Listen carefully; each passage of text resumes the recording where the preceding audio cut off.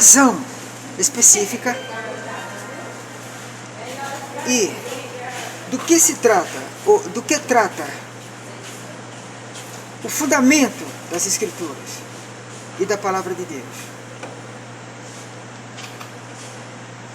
Será que as Escrituras tratam do fundamento do templo e da religião?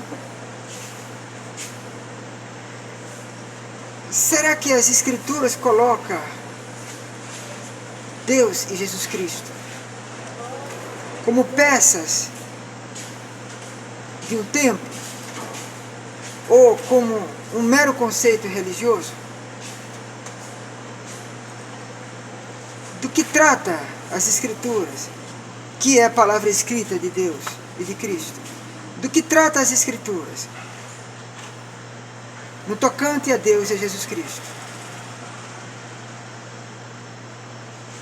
Devemos observar as Escrituras simplesmente como um mero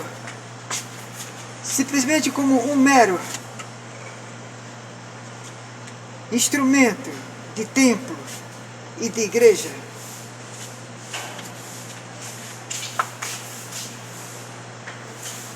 Qual o fundamento real das Escrituras? O que devemos observar dentro das Escrituras? Qual o tratamento que as Escrituras dão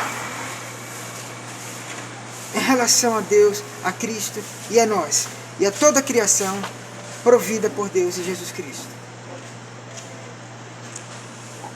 As Escrituras é um mero livro escrito por homens. As Escrituras é simplesmente um livro de homens, de conceitos humanos, de conhecimentos humanos. Qual o interesse do homem? O que interessaria, ou o que serviria de interesse para o homem escrever as Escrituras? Por que ele faria isso? Qual a razão da existência das Escrituras? E por que existem as Escrituras?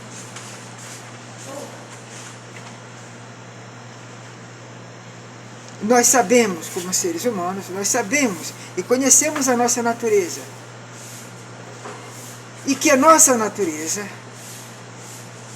é a mesma natureza de todos os seres humanos do mundo.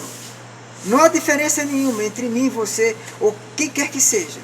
Todos nós temos uma mesma natureza, que é a natureza humana, a natureza carnal. E sabemos que, a partir deste ponto, nós temos essa negligência de buscarmos aquilo que é fácil para a gente, aquilo que é prazeroso para a gente. A gente sempre procura encurtar caminhos, encurtar distâncias, fazemos sempre tudo caminhar ou correr a nosso favor. A gente não procura ter perda em nada, ou desperdiçar nada, que comprometa a nós mesmos. Essa é a nossa natureza.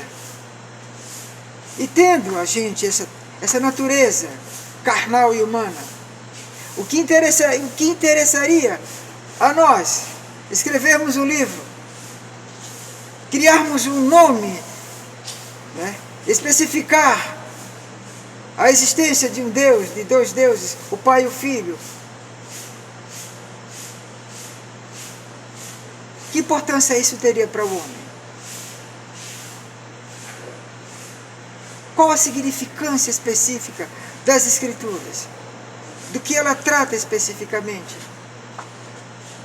Ela direciona o homem à construção do templo, a fazer parte de um templo de quatro paredes, um templo de alvenaria, e viver enfurnado lá dentro. Qual a razão específica das Escrituras? O tratamento que ela dá. Partindo do ponto de que as Escrituras são as palavras de Deus e de Cristo, do Pai e do Filho, e não do homem, e não de nós mesmos. Qual o fundamento das Escrituras? com o tratamento específico que dá as Escrituras, que é a palavra de Deus, a nós, os homens, e a toda a criação de Deus, o mundo, tudo. São muitas questões que devemos buscar a compreensão, mas especificamente nos determos que nós partimos de uma criação do Pai eterno. Por mais que o homem queira se distanciar dessa compreensão, e por mais que ele, por si próprio, detenha um entendimento e um conhecimento diferente, próprio dele, ele vai esbarrar, e nós vamos esbarrar em tudo que está escrito dentro das Escrituras. A única verdade que existe em nós, homens, e em toda a natureza, a única verdade absoluta é a existência de Deus e de Cristo. Essa é a única verdade. É a única explicação que nós temos para tudo. E para nós mesmos. E não adianta a gente querer criar outro tipo de entendimento ou explicação para compreender a nossa existência e compreender a vida e a existência do mundo, dos animais, dos seres vivos todos, dos insetos, de todas as árvores, de todo o complexo, do qual fazemos parte.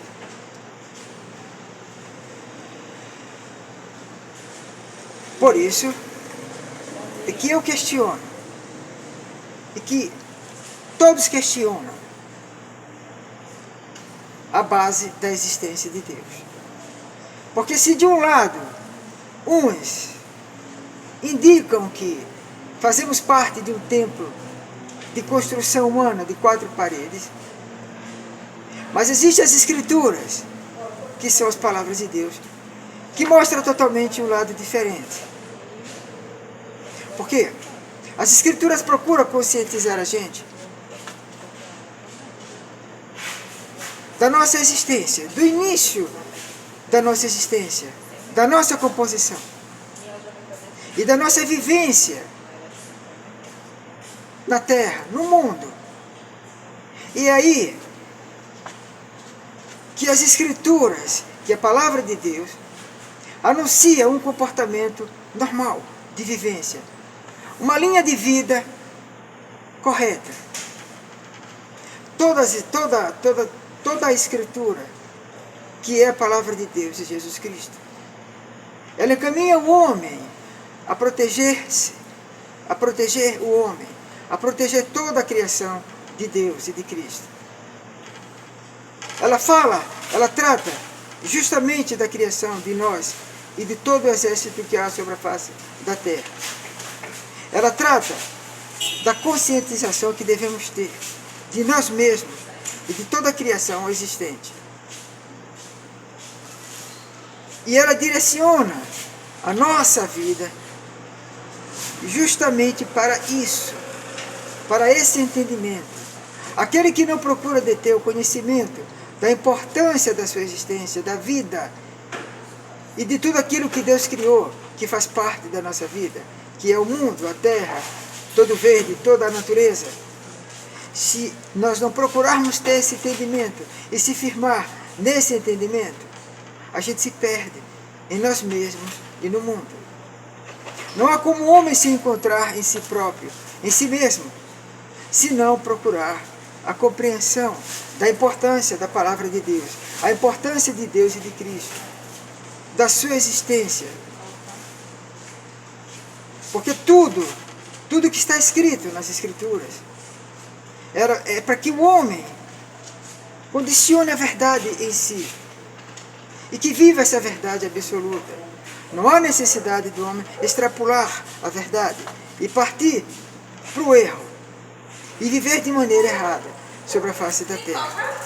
Não é esse caminho que nós devemos tomar, porque é definitivo, só há uma realidade, que Cristo nos criou, e que Deus nos criou, e que há um propósito em nós, que é de Deus e de Cristo, e que ninguém pode fugir desse propósito.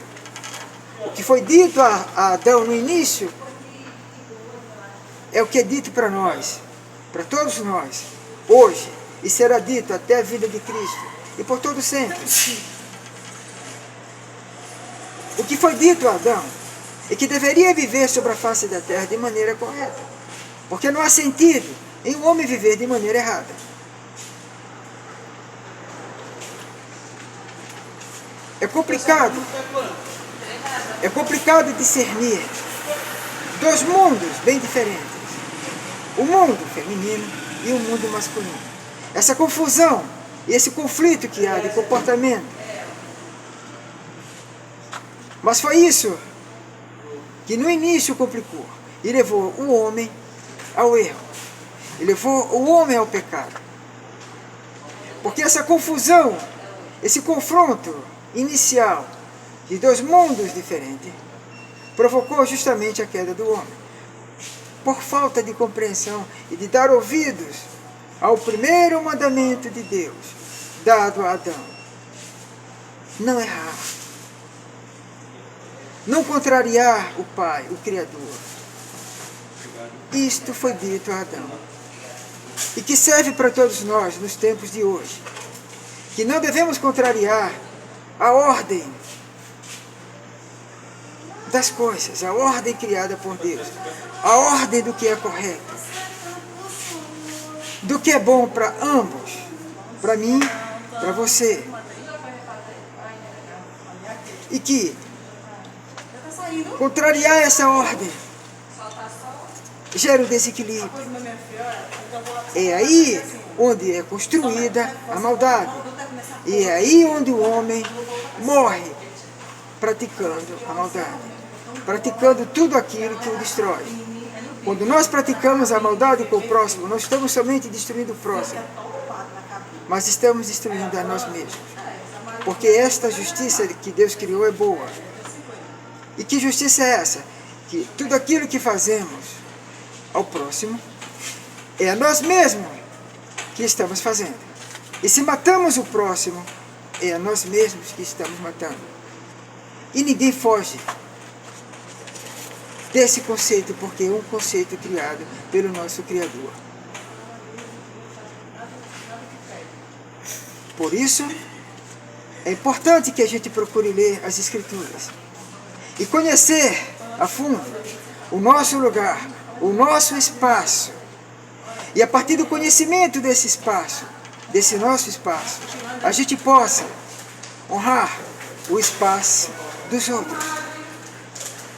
Porque se defraudamos ou danificamos o espaço dos outros, estamos danificando o nosso espaço. E é justamente disso, é disso que trata as Escrituras, da nossa vivência diária, da vivência do homem no seu dia a dia, no acordar, no dormir. É disso que as Escrituras tratam. Ora, teria algum sentido se todo o ensinamento provido por Deus e Cristo, para que a gente possa viver, ter uma vida sobre a face da terra. Imagina, se isso tudo fosse direcionado para colocar o homem para viver exclusivamente dentro do templo. Que sentido isso teria? Condicionar as nossas vidas a um templo, a um espaço fechado. Isso não faz sentido. As Escrituras tratam da nossa vivência diária, no contato que temos uns com os outros, na construção que fazemos. E toda a destruição que nós provocamos uns aos outros e a nós mesmos, toda a destruição que nós provocamos sobre a face da terra é julgada por Deus e por Cristo. O que Deus nos ensina é construir e não destruir. Se destruímos o próximo, é a nós mesmos que destruímos. Não adianta o homem construir a sua vida, construir os seus bens, destruindo a vida e os bens dos outros. Não adianta, porque isso tudo é julgado pelo Criador. E não é isso que Deus ensina ao homem. Não foi isso que Deus ensinou a Adão no início. E é isso que vemos nos dias de hoje. Homens escravizando outros homens.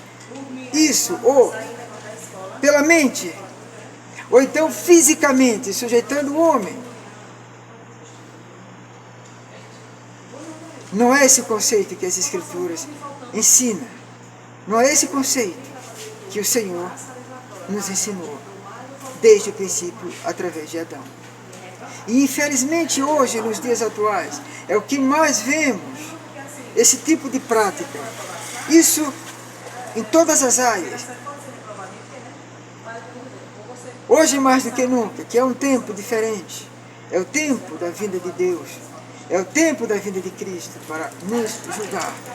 Julgar o mundo, julgar a terra, julgar a tudo. Julgar a todos nós. Esse é o tempo da vinda de Cristo. E é justamente esse o tempo em que toda maldade está aflorada, assim como todo bem. Todo mundo, todos nós sabemos hoje a potencialidade do bem e a potencialidade do mal. Tendo em vista o levante de tantos homens maus e perversos, assim como também o levante de muitos homens corretos, de bom coração, sujeitos a Deus, sujeitos a Cristo. Mas hoje, mais do que nunca, há um combate muito grande entre aqueles que estão sujeitos a Deus e a Cristo e aqueles que não querem se sujeitar a Cristo e a Deus. E esse confronto é o que nós estamos vendo hoje, porque trata-se da vinda de Cristo. E na vinda de Cristo, e na vinda de Deus para o julgamento de todos nós, está escrito que haveria esse grande conflito entre pessoas no mundo. E haveria uma grande destruição por parte daqueles que são os destruidores, daqueles que são os errados. E estes, hoje em dia, estão provocando muita destruição sobre a face da terra. Homens maus que estão aí levantados, praticando todo tipo de atrocidade e maldade. Procuremos ler as Escrituras. Procuremos o mandamento de Deus para viver com Ele. Vamos procurar desprezar as coisas erradas que o mundo pratica e procurar praticar as coisas que são certas. Amemos a Deus e amemos a Cristo. Amém.